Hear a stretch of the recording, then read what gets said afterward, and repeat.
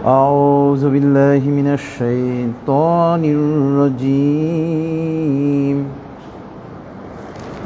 بسم الله الرحمن الرحيم.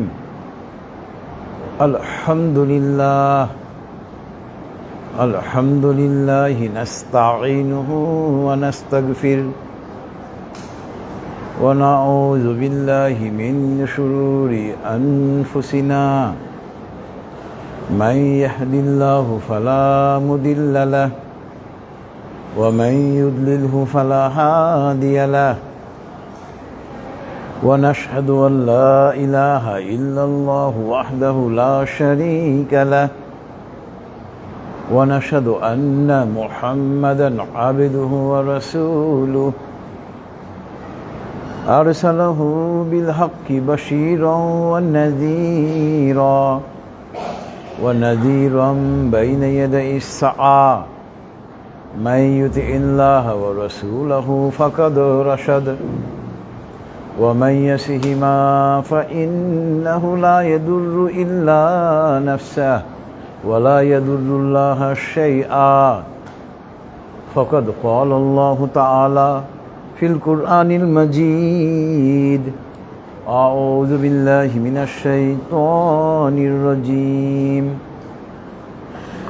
إن الله وملائكته يصلون على النبي يا أيها الذين آمنوا صلوا عليه وسلموا تسليما. اللهم صل على محمد وعلى آل محمد كما صليت على إبراهيم وعلى آل إبراهيم إنك حميد مجيد. اللهم بارك على محمد وعلى آل محمد كما باركت على إبراهيم وعلى آل إبراهيم إنك حميد مجيد. رب اشرح لي صدري ويسر لي أمري واحلل عقدة من لساني يفقه قولي. ربي زدني علما. سبحان الله وبحمده سبحان الله العظيم. উপস্থিত সম্মানিত হাজিরার মজলিস এবং ফেসবুক লাইভের মাধ্যমে যারা আমাদের সঙ্গে যুক্ত হয়েছেন, আসসালামু আলাইকুম ওয়া রাহমাতুল্লাহি ওয়া বারাকাতুহু। মহান আল্লাহ পাকের দরবারে লক্ষ কোটি কৃতজ্ঞতা। মহান আল্লাহ পাক আজকে আমাদেরকে মাগরিবের নামাজ আদায় করার পরে এই সুপ্রিম কোর্ট প্রাঙ্গণে তাফসীরুল কোরআনের মাহফিলে বসার তৌফিক দিয়েছেন। এজন্য আমরা মহান আল্লাহ পাকের দরবারে কৃতজ্ঞতা আদায় করে বলি আলহামদুলিল্লাহ। যাবতীয় প্রশংসা একমাত্র মহান আল্লাহ পাকের জন্য। আজকে আমরা ইনশাআল্লাহ এই তাফসীর কোরআন মাহফিলে মহাগ্রন্থ আল কোরআনের 3 নম্বর সূরা, সূরাতু আলে ইমরান এর আয়াত নম্বর 134, একটা আয়াত নিয়ে আমরা আলোচনা করব ইনশাআল্লাহ। তবে আমরা যথারীতি প্রথমে এই একটা আয়াতের তেলাওয়াত এবং তরজমা, এরপরে ইনশাআল্লাহ আমরা এই আয়াতের তাফসীরে চলে যাব। আউযু বিল্লাহি মিনাশ শাইতানির রাজীম। বিসমিল্লাহির রহমানির রহিম। الذين ينفقون في السراء والضراء والقاظمين الغيظ والكاظمين الغيظ والعافين عن الناس والله يحب المحسنين. صدق الله العلي العظيم وصدق رسوله النبي الكريم ونحن على ذلك من الشاهدين. سبحان الله وبحمده سبحان الله العظيم. اللهم صل على محمد عبدك ورسولك. বিতাড়িত শয়তান থেকে মহান আল্লাহর কাছে আশ্রয় চাচ্ছি। পরম করুণাময় এবং অসীম দয়ালু আল্লাহর নামে শুরু করছি। আল্লাযীনা ইউনফিকুনা ফিস সাররাই ওয়াদ দাররাহ, যারা আল্লাহর রাস্তায় দান করে সচ্ছল এবং অসচ্ছল উভয় অবস্থায়। ওয়াল কাযিমিনাল গাইজ, এবং যারা তাদের ক্রোধকে সংবরণ করে। ওয়াল আফিনা আনিন নাস, এবং যারা মানুষকে ক্ষমা করে দেয়।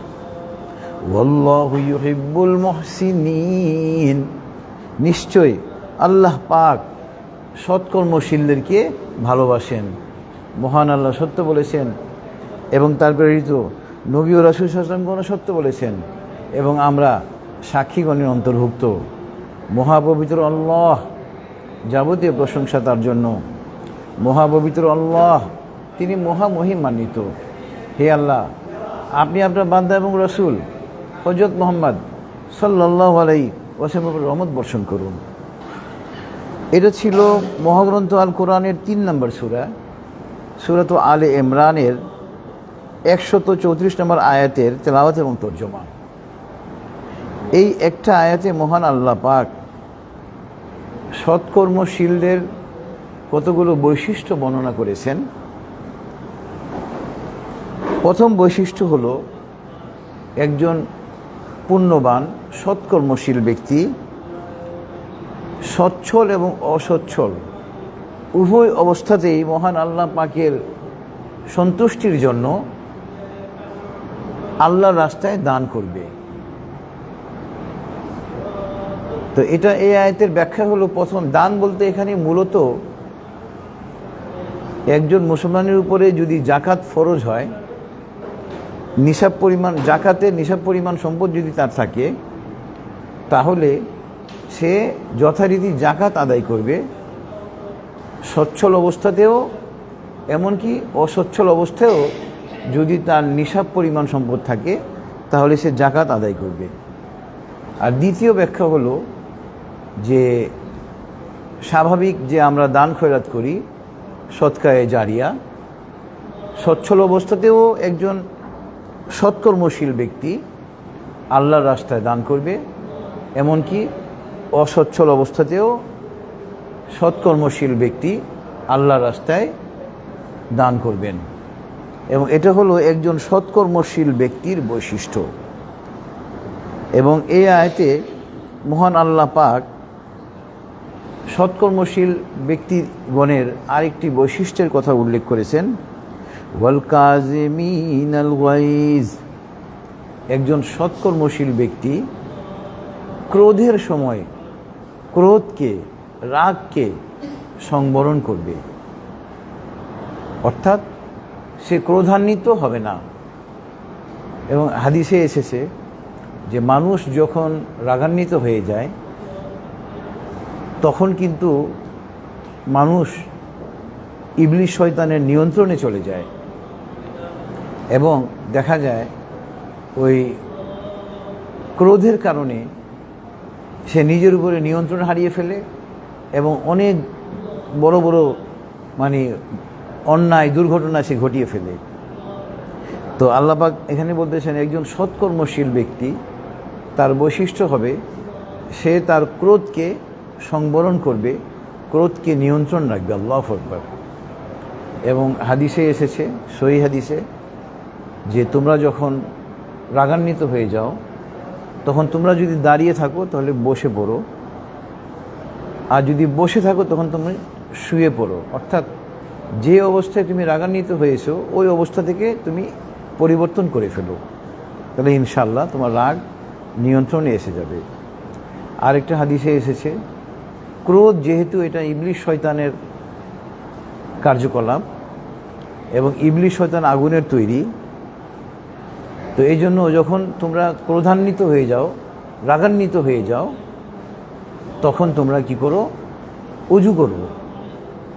অজু করলে তোমাদের রাগ কমে যাবে। আল্লাহু আকবার। সহিহ হাদিস। তো এখানে আপনার এই 134 নম্বর আয়াতে মহান আল্লাহ পাক একজন সৎকর্মশীল ব্যক্তির কতগুলো বৈশিষ্ট্যের কথা উল্লেখ করেছেন। এর মধ্যে একটি বৈশিষ্ট্য হলো একজন সৎকর্মশীল ব্যক্তি রাগান্বিত হবে না, অর্থাৎ রাগের সময়ে, ক্রোধের সময়ে সে নিজেকে নিয়ন্ত্রণে রাখবে। আল্লাহু আকবার। এবং পরের অংশে, এই আয়াতের পরের অংশে আল্লাহ পাক বলতেছেন ওয়াল আফিনা আনিন নাস, একজন সৎকর্মশীল ব্যক্তি ক্ষমাশীল হবে। আমরা সাধারণত বলি যে ইংরেজিতে একটা প্রবাদ বাক্য আছে, forgiveness is a great virtue, ক্ষমা একটি মহৎ গুণ। এটা কোনো প্রবাদ বাক্য নয়, এটা মহান আল্লাহ পাকের কথা। ১,৫০০ বছর আগে মহাগ্রন্থ আল কোরআনে এটা আল্লাহ পাক উল্লেখ করে দিয়েছেন যে একজন সৎকর্মশীল ব্যক্তি কি করবে, ওয়াল আফিনা আনিন নাস, মানুষকে ক্ষমা করে দিবে, অর্থাৎ সে মানুষের নিকট থেকে প্রতিশোধ গ্রহণ করবে না। আল্লাহু আকবার। ওয়াল্লাহু ইউহিব্বুল মুহসিনিন, মহান আল্লাহ পাক সৎকর্মশীলদেরকে ভালোবাসেন। তা আমরা চলে যাব এই আয়াতের তাফসীরের সঙ্গে প্রাসঙ্গিক কিছু আয়াত, যা আজকে তাফসীরের সঙ্গে প্রাসঙ্গিক। প্রথম, আপনার যেহেতু সৎকর্মশীলদের এখানে বৈশিষ্ট্যের কথা আল্লাহ পাক উল্লেখ করেছেন, তো প্রথমে আমরা চলে যাব আজকে তাফসীরের সঙ্গে প্রাসঙ্গিক আয়াত হলো সূরাতুল মুমিনুনের 1 থেকে 4 নম্বর আয়াত। সূরাতুল মুমিনুন হলো মহাগ্রন্থ আল কোরআনের 23 নম্বর সূরা। এখানে মহান আল্লাহ পাক উল্লেখ করতেছেন সৎকর্মশীলদের আরও কয়েকটি বৈশিষ্ট্যের কথা। কদ আফলাহাল মুমিনুন আল্লাযীনা হুম ফী সালাতিহিম খাশিউন ওয়াল্লাযীনা হুম আনিল লাগওয়ি মুরিদুন ওয়াল্লাযীনা হুম লিয-যাকাতি ফাঈলুন। কদ আফলাহাল মুমিনুন, তারাই সফলকাম হয়েছে যারা মুমিন, অর্থাৎ মুমিনরাই সফলকাম হয়েছে। এখন মুমিনদের কতগুলো বৈশিষ্ট্যের কথা এখানে উল্লেখ করতেছেন। প্রথম বৈশিষ্ট্যের কথা মহান আল্লাহ পাক বলছেন আল্লাযীনা হুম ফী সালাতিহিম খাশিউন, মুমিনরা হবে নামাজের ব্যাপারে অত্যন্ত বিনয়ী, নামাজ পড়বে অত্যন্ত বিনয়ের সঙ্গে। এখন বিনয় বলতে এটার ব্যাখ্যা হলো মুমিনরা নামাজ পড়বে একেবারে নামাজের ওয়াক্তে, যথা সময়ে নামাজ আদায় করবে। আচ্ছা, এবং মুমিনদের আরেকটি বৈশিষ্ট্য হলো, অর্থাৎ একজন মুমিন ইচ্ছাকৃতভাবে কখনো নামাজকে কাজা করবে না, যে এক ওয়াক্তের নামাজ আর এক ওয়াক্তে গিয়ে আদায় করবে, এটা একজন মুমিন কখনো করবে না। আচ্ছা, এবং মুমিনদের আরও বৈশিষ্ট্য হলো ওয়াল্লাযীনা হুম আনিল লাগওয়ি মুরিদুন, একজন মুমিন ব্যক্তি অনর্থক কথাবার্তা কাজকর্মকে পরিহার করবে। দেখবেন অনেকে খোশ গল্পে মেতে থাকে। আপনি দেখবেন যখন অনর্থক কথাবার্তা বলবেন, ঘন্টার পর ঘন্টা পার হয়ে যাবে, আপনি টেরও পাবেন না। তো একজন মুমিন ব্যক্তি কি করবে, সৎকর্মশীল ব্যক্তি অনর্থক কার্যকলাপকে, অনর্থক কথাবার্তাকে এড়িয়ে চলবে, বর্জন করবে। ওয়াল্লাযীনা হুম লিয-যাকাতি ফাঈলুন, এবং একজন মুমিন ব্যক্তি যথাযথভাবে যাকাত আদায় করবে। তো আপনার মুমিনদের বৈশিষ্ট্য অনেক, সৎকর্মশীলদের বৈশিষ্ট্য অনেক। তো এখানে কয়েকটা বৈশিষ্ট্য আলোচনা হয়েছে আপনার, এবং এটা ছিল সূরাতুল মুমিনুনের আয়াত নাম্বার 1 থেকে 4, যা আজকে তাফসীরের সঙ্গে প্রাসঙ্গিক। এবং এরপরে আপনার এই আজকে তাফসীরের সঙ্গে প্রাসঙ্গিক আয়াত হলো সূরাতুল লুকমানের আয়াত নাম্বার আপনার 1 থেকে 5।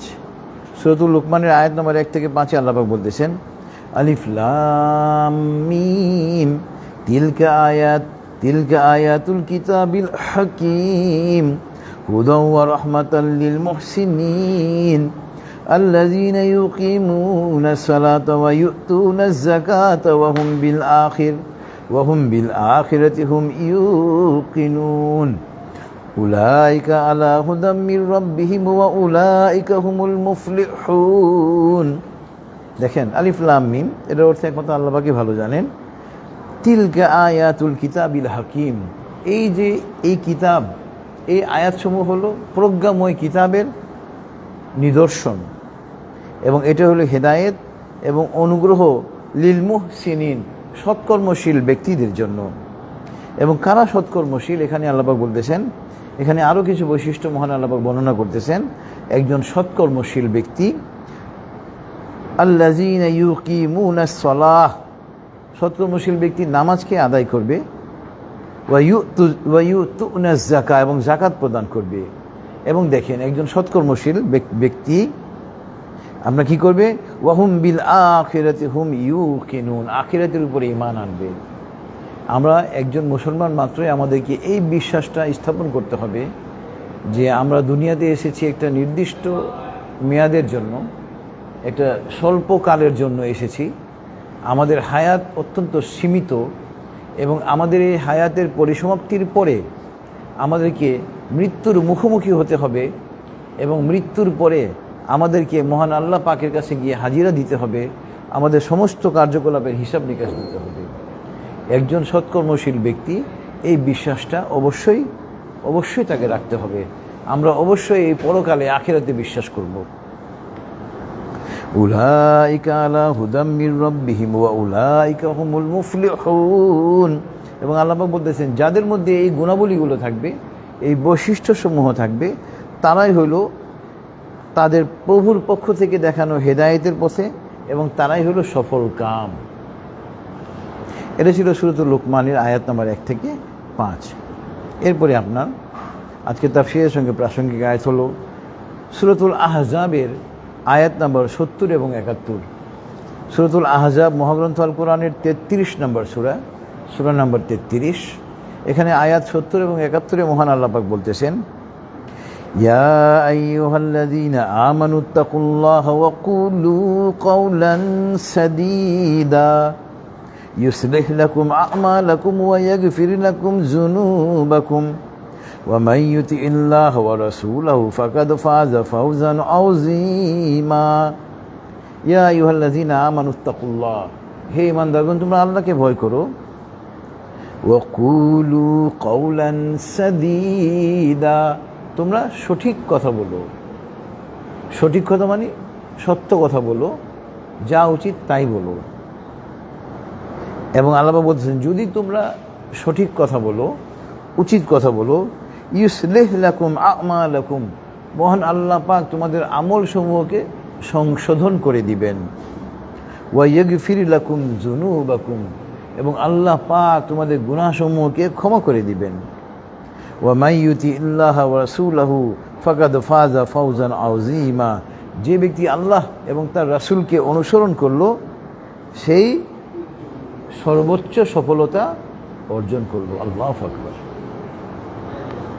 এটা ছিল সূরাতুল আহজাবের আয়াত নম্বর 70 এবং 71। এখানেও আল্লাহ পাক সৎকর্মশীলদের কতগুলো বৈশিষ্ট্যের কথা উল্লেখ করেছেন। এরপরে আপনার আজকে তাফসীরের সঙ্গে প্রাসঙ্গিক আয়াত হলো আপনার সূরাতুল আহজাবের আয়াত নাম্বার সূরাতুল হুজুরাতের আয়াত নাম্বার 10। সূরাতুল হুজুরাতের আয়াত নাম্বার 10-এ মহান আল্লাহ পাক বলতেছেন, ইন্নামাল মুমিনুনা ইখওয়াতুন ফাআসলিহু বাইনা আখাওয়াইকুম ওয়াত্তাকুল্লাহ লাআল্লাকুম তুরহামুন। একজন সৎকর্মশীল ব্যক্তি, মুমিন ব্যক্তি, তাদের বৈশিষ্ট্য হলো যে একজন মুমিন সবসময় মনে রাখবে, আল মুসলিমু আখুল মুসলিমি, এক মুসলমান আরেক মুসলমানের ভাই। এবং আপনার কি করবে, এক মুসলমান আরেক মুসলমানকে সংশোধন করে দিবে। তাদের মধ্যে যদি কখনো কোনো বিবাদ দেখা দেয়, তারা ওই বিবাদের শান্তিপূর্ণ গ্রহণযোগ্য সমাধান করে দিবে। ওয়াত্তাকুল্লাহ, তোমরা আল্লাহকে ভয় করো, লাআল্লাকুম তুরহামুন, আশা করা যায় তোমাদের উপরে অনুগ্রহ করা হবে। এটা সূরাতুল আহজাবের আয়াত নাম্বার 10। এরপরে আপনার সূরাতুল আহজাবের আয়াত নাম্বার 15-তে আল্লাহ পাক বলতেছেন, একজন মুমিনের, একজন সৎকর্মশীল ব্যক্তির কিছু বৈশিষ্ট্য, তার মধ্যে অন্যতম বৈশিষ্ট্য হলো ইন্নামাল মুমিনুনা আমানু বিল্লাহি ওয়া রাসূলিহি। একজন সৎকর্মশীল ব্যক্তি ঈমান আনবে আল্লাহ এবং তার রাসূলের উপরে। সুম্মা লাম ইয়ারতাবু, এবং ঈমান আনয়নের পরে তারা কোনো সন্দেহ পোষণ করবে না। এবার দেখেন, আমাদের মুসলমানদের মধ্যে অনেক মুসলমান ভাই বোন আছে আমাদের, যারা মুসলমান, কালিমা পড়ে, নেক আমলও করে, কিন্তু অনেকের পরকালের উপরে বিশ্বাস নাই। নাউজুবিল্লাহি মিন যালিক। আমরা যে পরকালে পুনর্জীবিত হব, আমাদের মৃত্যুর পরে আমরা যে পুনর্জীবিত হয়ে আল্লাহ পাকের কাছে গিয়ে আমাদেরকে হাজিরা দিতে হবে, আমাদের সমস্ত কাজের হিসাব নিকাশ দিতে হবে, এই বিষয়টা অনেকে বিশ্বাস করে না। এই বিষয়ে অনেকেরই সংশয় আছে।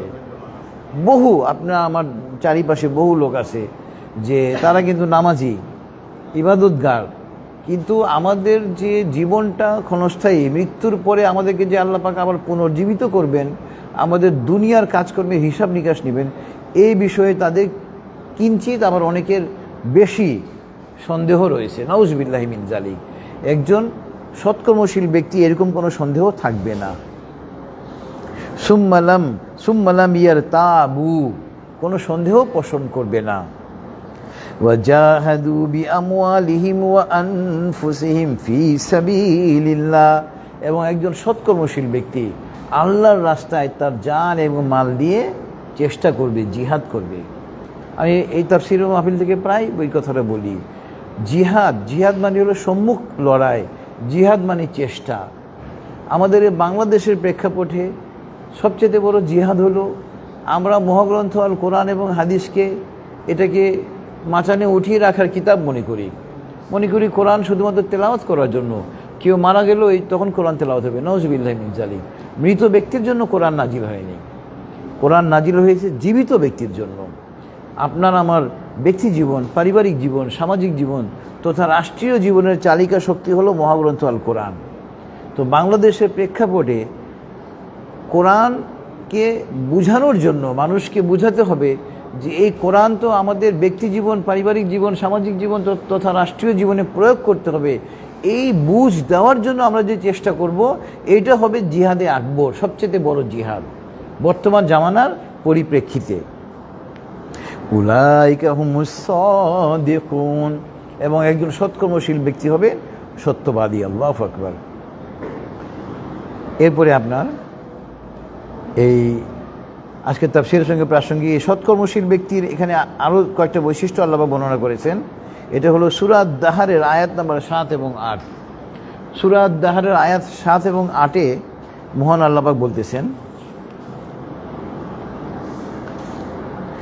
ইউফুনা বিন-নাজরি ওয়া ইয়াখাফুনা ইয়াওমান কানা শাররুহু মুস্তাতীরা ওয়া ইউতঈমুনা আত-তাআমা আলা হুব্বিহি মিসকিনাও ওয়া ইয়াতীমান ওয়া আসীরা। দেখেন, সৎকর্মশীল ব্যক্তি যখন কোনো কাজের জন্য ইচ্ছা প্রকাশ করবে, ভালো কাজ, যাকে আমরা মানত বলি আঞ্চলিক ভাষায়, যে মানত যদি করে ফেলে তখন সে ওই মানতকে পরিপূর্ণ করবে। যেমন আমি ইচ্ছা পোষণ করলাম যে আমার এই কাজ যদি হয়ে যায় আমি 10 রাকাত নফল নামাজ পড়ব, তো আমার এটা মানত, ইচ্ছা, এটা একজন সৎকর্মশীল ব্যক্তি পূর্ণ করতে হবে। বা আমি 2টা নফল রোজা রাখব, তাহলে এটা একজন সৎকর্মশীল ব্যক্তি তার এই মানতকে পরিপূর্ণ করবে যথাযথভাবে। এখন আমাদের সমাজে এই বিষয়টা একটু পরিষ্কার হওয়া জরুরি। অনেকে মানত করে মাজারে টাকা দেওয়া, নাউজুবিল্লাহি মিন যালিক। এগুলো মানত যদি আপনি করেও থাকেন, ওটা পরিপূর্ণ করার কোনো দরকার নাই। বা আপনি মানত করলেন যে আমার এই কাজ যদি ভালো হয়ে যায়, এই কাজ যদি হয়ে যায় আমি খাজা বাবার দরবারে যাব, আপনার ওই কাজ হয়ে গেল। কিন্তু আপনি যখন জানতে পারলেন যে না, ওখানে তো যাওয়া যাবে না, তখন আপনার ওই মানত পূর্ণ করার দরকার নেই। অর্থাৎ ভালো ইচ্ছা যদি আপনি পোষণ করেন এবং পরবর্তীতে যদি আপনার ওই আশা পূর্ণ হওয়ার পরে আপনি ওই কাজ করেন, তাহলে ওটা আপনাকে করতে হবে যদি তা শরীয়ত সম্মত হয়। কিন্তু শরীয়তের খেলাফ যদি হয় তাহলে ওটা ইয়েতে আসছে, আপনার ফতোয়া আসছে যেটা আপনার করার দরকার নেই। কারণ আপনি ওটা করতে গেলে আপনি গুনাহের অংশীদার হয়ে যাবেন, আপনি সওয়াবের পরিবর্তে আপনি গুনাহগার হয়ে যাবেন। আচ্ছা, এরপরে আপনার একজন এবং এখানে 8 নম্বর আয়াতে আল্লাহ পাক বলতেছেন, এই 7 নম্বর আয়াতে তো হইল মানত পূর্ণ করার কথা। কেননা আমরা কেন মানত পূর্ণ করব? ওয়ায়াখাফুনা ইয়াওমান কানা শাররুহু মুস্তাতিরা।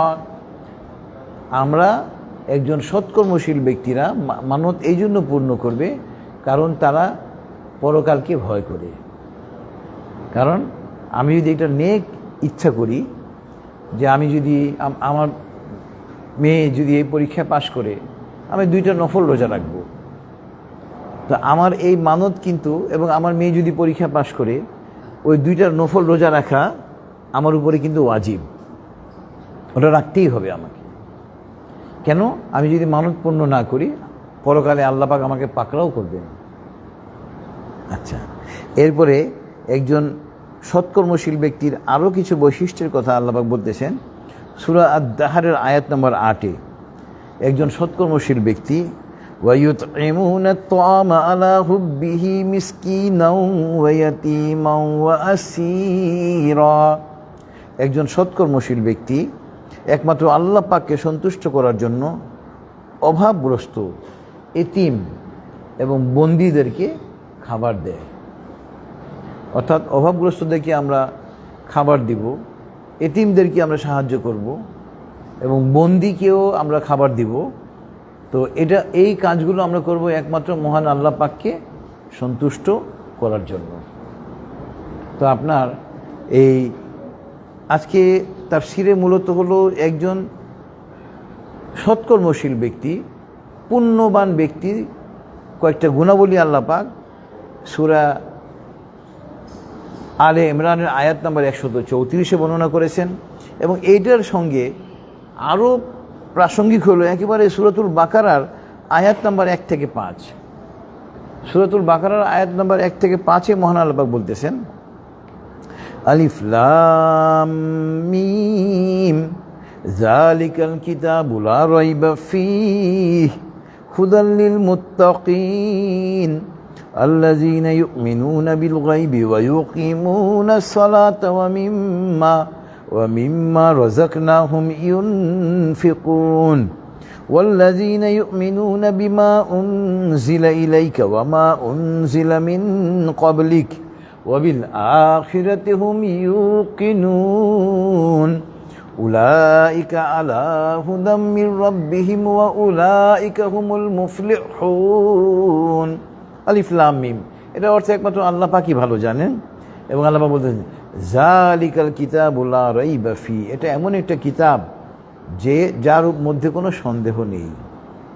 দেখবেন আমাদের দুনিয়ার জীবনে আমরা দেখি কোনো লেখক যদি কোনো বই লেখে তখন দেখবেন তার বইয়ে ভূমিকা থাকে, প্রিয়েম্বল। ওখানে কিন্তু লেখক উল্লেখ করেন আমার লিখিত বইয়ে যদি কোনো ত্রুটি পান আপনারা মার্জনার দৃষ্টিতে দেখবেন এবং পরবর্তী এডিশনে আমি এটাকে সংশোধন করে দিব। কিন্তু আল্লাহ পাক দেখেন এই মহাগ্রন্থ আল কোরআনের লেখক, রচয়িতা, গ্রন্থকার আল্লাহ পাক নিজেই।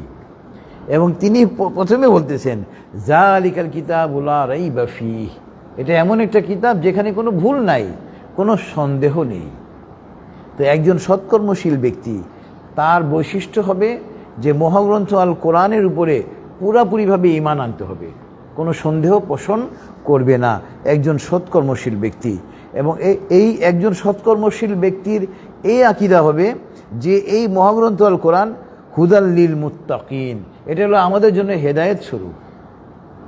এবং একজন সৎকর্মশীল ব্যক্তির আরও আকীদা হবে যে আল্লাযীনা ইউমিনুনা বিল গায়ব, অদৃশ্যের উপরে, গায়েবের উপরে ঈমান আনতে হবে। গায়েব মানে আখিরাত, পরকালের উপরে ঈমান আনতে হবে।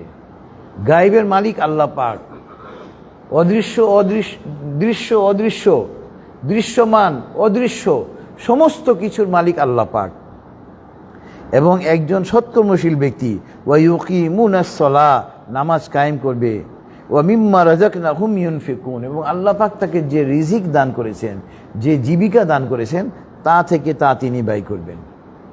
অর্থাৎ নিসাব পরিমাণ, ব্যাখ্যা হলো নিসাব পরিমাণ যদি সম্পদ থাকে তাহলে তাকে যাকাত আদায় করতে হবে, এবং এছাড়াও অন্যান্য দান খয়রাত সে করবে।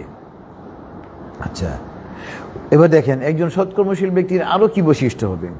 ওয়াল্লাযীনা ইউমিনুনা বিমা উনজিলা ইলাইকা ওয়া মা উনজিলা মিন ক্বাবলিক ওয়া বিল আখিরাতি হুম ইউকিনুন।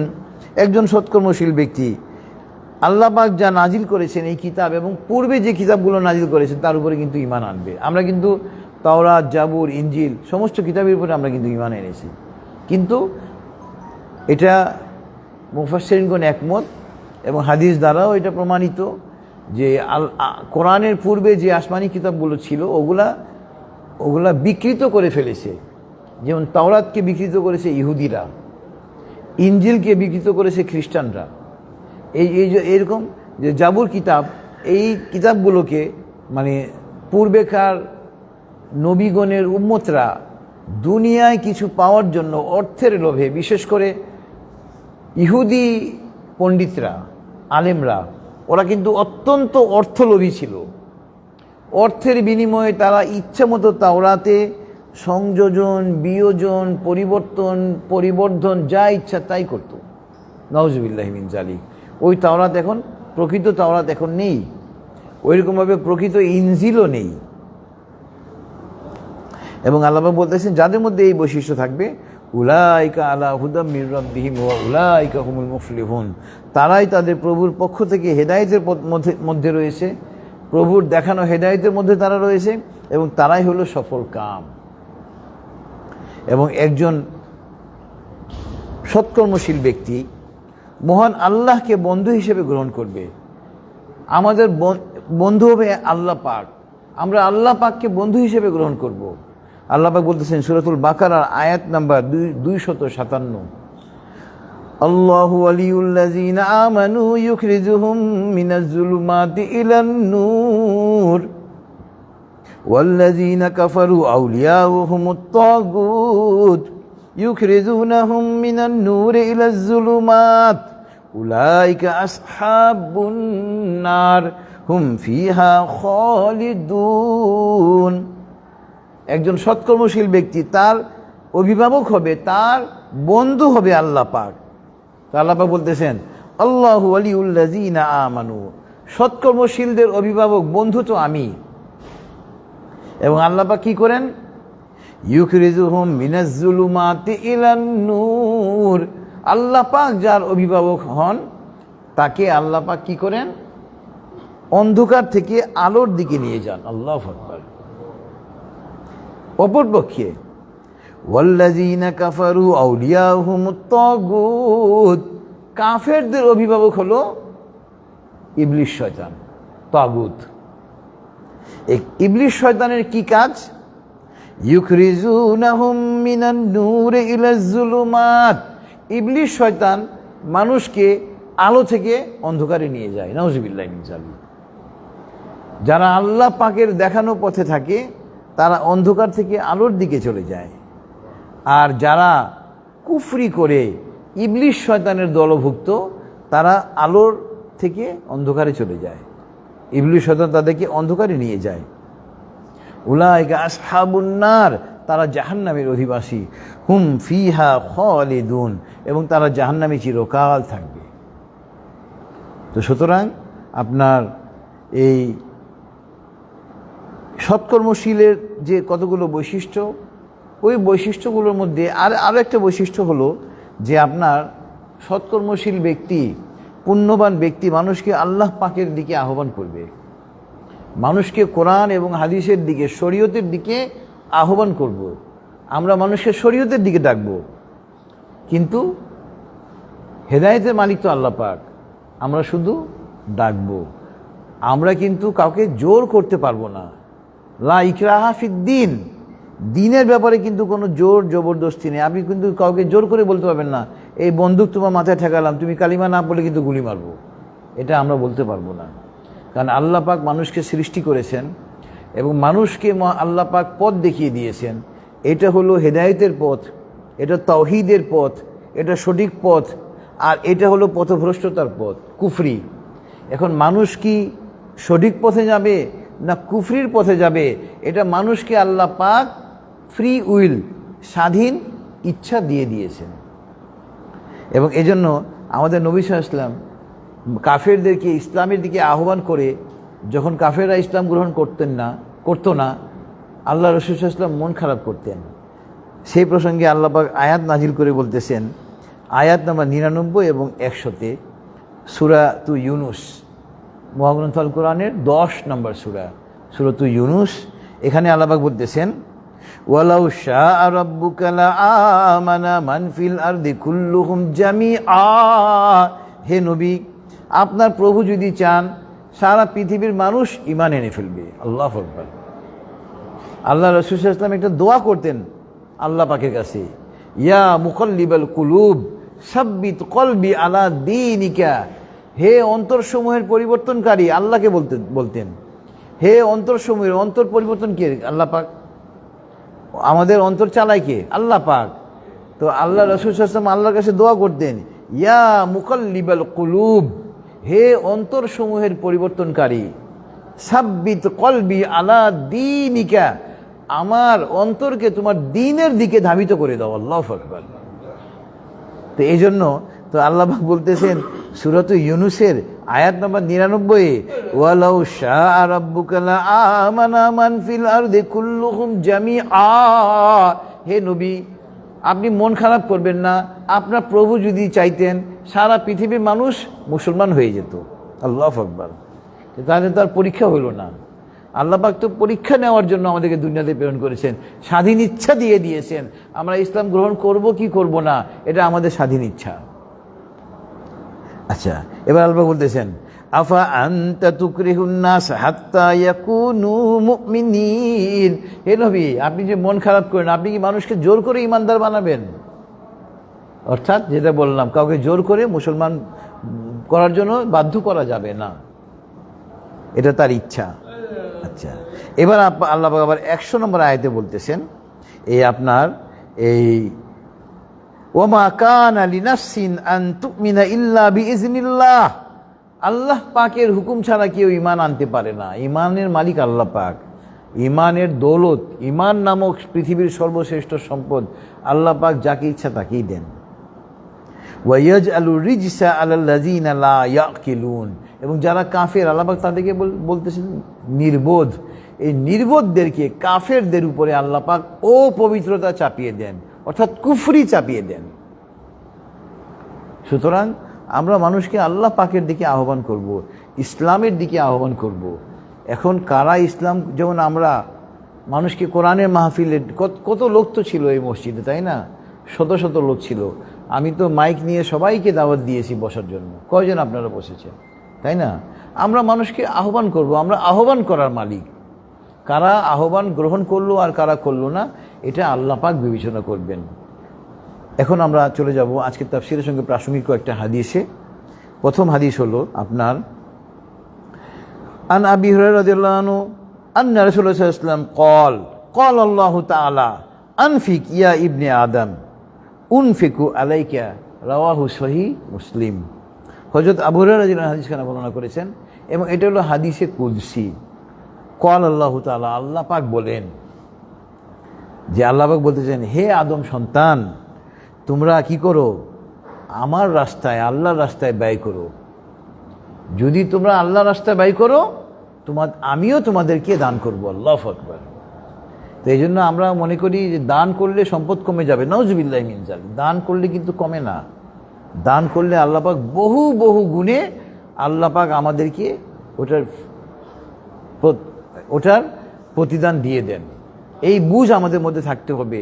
এই মানে আকাঙ্ক্ষা নিয়ে আমরা দান করব, যে আমি যে দান করতেছি আমার কিন্তু লস হচ্ছে না, এর চেয়ে বেশি আমি পাবো। কারণ এটা সহিহ হাদিসে কুদসিতে আল্লাহ পাক বলে দিয়েছেন যে, হে আদম সন্তান, তুমি দান করো, আমিও তোমাকে প্রতিদান হিসেবে দিব, তোমাকে দেওয়া হবে। আল্লাহু আকবার। রাওয়াহু সহিহ মুসলিম। আন আনাস ইবনে মালিক রাদিয়াল্লাহু আনহু قال قال رسول الله صلى الله عليه وسلم إن الصدقة لا تدفع غضب الرب وتدفع ميتة السوء রাওয়াহু আত-তিরমিজি। এই যে দেখেন, অপমৃত্যু বলে একটা শব্দ আমরা ব্যবহার করি। যেমন কারো হায়াত কিন্তু হলো 70 বছরের তার হায়াত ছিল, কিন্তু সে এমন গুনাহের কাজ করলো যে আল্লাহ পাক তার ভাগ্যে অপমৃত্যু লিখে দিয়েছেন। সে অ্যাক্সিডেন্টে মারা যাবে, আল্লাহ পাক নির্ধারণ করে দিয়েছেন যে না, ওর কারণে 70 বছরের হায়াত দিয়েছিলাম, কিন্তু ও যেভাবে অন্যায় ও বিচার করতেছে ওকে আর দুনিয়াতে রাখা যাবে না, রাখলে সমাজ আরও নষ্ট হয়ে যাবে, ও অমুক রোড অ্যাক্সিডেন্টে মারা যাবে, আল্লাহ পাক নির্ধারণ করে দিয়েছেন, তার উপরে রাগান্বিত হয়ে। কিন্তু এই লোকটা দান খয়রাত করার কারণে আল্লাহ পাকের রাগ প্রশমিত হয়ে যায়, ওই অপমৃত্যুকে আল্লাহ পাক আবার বাদ দিয়ে দেন। আল্লাহু আকবার। সহিহ হাদিস, রাওয়াহু আত-তিরমিজি। যে দান সদকা এমন মহৎ, এমন একটা বড় ইবাদত যে এই দান সদকা করার কারণে কি হয়, আল্লাহ পাকের রাগ প্রশমিত হয়ে যায় এবং অপমৃত্যু রোধ হয়ে যায়। আল্লাহু আকবার। রাওয়াহু আত-তিরমিজি। অপমৃত্যু আছে, এটা সহিহ হাদিসে, এই হাদিসের ব্যাখ্যা এটা এসেছে। আচ্ছা, এরপরে আপনার সহিহ হাদিস হলো আন আবি হুরায়রা রাদিয়াল্লাহু আনহু আন্না রাজুলান ক্বালা লিন-নবী সাল্লাল্লাহু আলাইহি ওয়াসাল্লাম আওসানি ক্বাল লা তাগদাব ফারাদ্দাদা মিরারান ক্বাল লা তাগদাব। রাওয়াহু আত-তিরমিজি। হযরত আবু হুরায়রা যিনি হাদিসখানা বর্ণনা করেছেন, তিনি বলতেছেন এক ব্যক্তি নবী সাল্লাল্লাহু আলাইহি ওয়াসাল্লামকে বললেন, হে আল্লাহ রাসূল সাল্লাল্লাহু আলাইহি ওয়াসাল্লাম, আপনি আমাকে ওসিয়ত করেন, কিছু শিক্ষা দিন, আপনি আমাকে কিছু নির্দেশ দিন যা আমি পালন করব। আল্লাহ রাসূল সাল্লাল্লাহু আলাইহি ওয়াসাল্লাম বলছেন, লা তাগদাব, তুমি রাগান্বিত হইও না, অর্থাৎ রাগকে সংবরণ করো, ক্রোধকে সংবরণ করো। ওই লোকটা আবার বলল, হে আল্লাহ, আপনি আমাকে কিছু ওসিয়ত করেন, বারবার বলল, এবং ওই লোকটা বারবার এই কথা বলার পরে আল্লাহ রাসূল সাল্লাল্লাহু আলাইহি ওয়াসাল্লাম লা তাগদাব, তুমি রাগান্বিত হও না, ওই একটা কথাই বললেন। আমি বোধহয় 2-4 দিন আগে ইউটিউবে একটা খবর দেখেছিলাম যে বাবা তার সন্তানের উপরে রাগান্বিত হয়ে বাবা বোধহয় খেতে কাজ করে, কাঁচি থাকে না, কাঁচি হাতে ছিল, তার সন্তানের উপরে রাগান্বিত হয়ে কাঁচি ছুঁড়ে মারল এবং মাথায় কাঁচিটা এখানে গিয়ে আটকে গেল, এবং হসপিটালে ওই ছেলেটা ভর্তি, এখনও পর্যন্ত ডাক্তার ওই কাঁচিটা বের করতে পারতেছে না। একবারে পরে কি হলো খবর আমি আর পাইনি, এবং এটা সত্য ঘটনা আমাদের বাংলাদেশেই। তো দেখেন, বাবা রাগান্বিত হওয়া, যে ছেলে, যে সন্তান আমাদের ওরসে জন্ম হলো, বাবা সন্তানকে কত ভালোবাসে, কিন্তু ওই রাগান্বিত হওয়ার কারণে কি হলো, ওই সন্তানের প্রতি ওই কাঁচি ছুঁড়ে মারলো এবং মাথায় এভাবে এখনও পর্যন্ত আটকে ছিল। আমি ফেসবুকে দেখেছি, ইউটিউবে দেখেছি। নাউজুবিল্লাহ। দেখেন, এই জন্য এখন বাবাও অনুতপ্ত, এবং বাবা নিজে এখন তার সন্তানকে নিয়ে দৌড়াচ্ছে ডাক্তারের কাছে, হসপিটালাইজ এখন ছেলেটা, অপারেশন করে বের করবে ডাক্তাররা। তা এটা তো ব্রেনের ভিতরে, তো বের করতে গিয়ে যদি হঠাৎ করে ছেলেটা মারা যায়, ডাক্তাররা অনেক পর্যবেক্ষণ রেখেছেন, মানে তারপরে অপারেশনটা করবে। তো রাগ দেখেন কেমন। রাওয়াহু আত-তিরমিজি। এই জন্য রাগান্বিত হওয়া যাবে না, কারণ রাগান্বিত হলে আমরা নিজেদের উপরে আর নিজেদের নিয়ন্ত্রণ থাকে না। তো ইনশাআল্লাহ দোয়া হবে, আমরা সবাই দরুদ ইব্রাহিম পড়ি। আল্লাহুম্মা সাল্লি আলা মুহাম্মাদ ওয়া আলা আলি মুহাম্মাদ কামা সাল্লাইতা আলা ইব্রাহিম ওয়া আলা আলি ইব্রাহিম ইন্নাকা হামিদুম মাজিদ। আল্লাহুম্মা বারিক আলা মুহাম্মাদ ওয়া আলা আলি মুহাম্মাদ কামা বারাকতা আলা ইব্রাহিম ওয়া আলা আলি ইব্রাহিম ইন্নাকা হামিদুম মাজিদ। আল্লাহুম্মা আমিন। ربنا تقبل منا إنك أنت السميع العليم ربنا ظلمنا أنفسنا وإن لم تغفر لنا وترحمنا لنكونن من الخاسرين। আল্লাহ, আমরা তোমার কিছু বান্দা মাওলা, এই সুপ্রিম কোর্ট প্রাঙ্গণে মাওলা, এই তাফসীর কোরআনের মাহফিলে আমরা একত্রিত হয়েছি মাওলা। তোমার মহাগ্রন্থ আল কোরআন থেকে, তোমার হাবিবের হাদিস থেকে আমি আলোচনা করেছি মাওলা। মাওলা, আমাদের পড়া, বলা, শোনা, বুঝা এবং বুঝানোর মধ্যে অনেক ভুল হয়েছে মাওলা। মাওলা, তুমি তো ক্ষমাশীল, তুমি ক্ষমা করতে পছন্দ করো মাওলা। মাওলা, আমাদের এই পড়া, বলা, শোনা, বুঝা এবং বুঝানোর ভুল তুমি ক্ষমা করে আমাদের মাহফিলকে তুমি কবুল করে নাও মাওলা। মাওলা, তুমি আমাদের জীবনে জানা অজানা, ইচ্ছা অনিচ্ছা করে সমস্ত গুনাহ মাফ করে দাও মাওলা। সমস্ত গুনাহ নিয়ে তোমার দরবারে তওবা করতেছি মাওলা, তুমি আমাদের তওবাকে কবুল করে নাও মাওলা। মৌলা তুমি আমাদের হায়াতে বরকত দাও মৌলা, রিজিকে বরকত দাও মৌলা, আমাদের এলেমে বরকত দাও মৌলা। মৌলা আমাদের এই প্রিয় বাংলাদেশের উপর তুমি খাস রহমত এবং বরকত নাজিল করো মৌলা। মৌলা আমাদের দেশের সকল অশান্তি তুমি দূর করে দাও মৌলা। মৌলা বিশেষ করে মৌলা আমাদের প্রিয় বাংলাদেশে আমরা প্রায় 95% লোক মুসলমান মৌলা, তুমি আমাদের বাংলাদেশে ইসলামী খিলাফত কায়েম করে দাও মৌলা। মৌলা ইসলামী খিলাফত তুমি কায়েম করেই দাও মৌলা। মৌলা ইসলামী খিলাফতের সূচনা এই পৃথিবীতে আমাদের বাংলাদেশ থেকে তুমি শুরু করো মৌলা।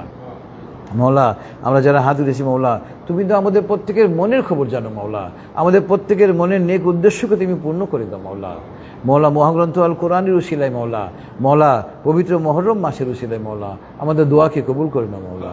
ওয়াসাল্লাল্লাহু তাআলা আলা খাইরি খালকিহি মুহাম্মাদি ওয়া আলা আলিহি ওয়া আসহাবিহি আজমাইন। সুবহানা রাব্বিকা রাব্বিল ইজ্জাতি আম্মা ইয়াসিফুন ওয়া সালামুন আলাল মুরসালিন ওয়ালহামদুলিল্লাহি রাব্বিল আলামিন। আসসালামু আলাইকুম ওয়া রাহমাতুল্লাহ। হ্যাঁ হ্যাঁ লিখছি।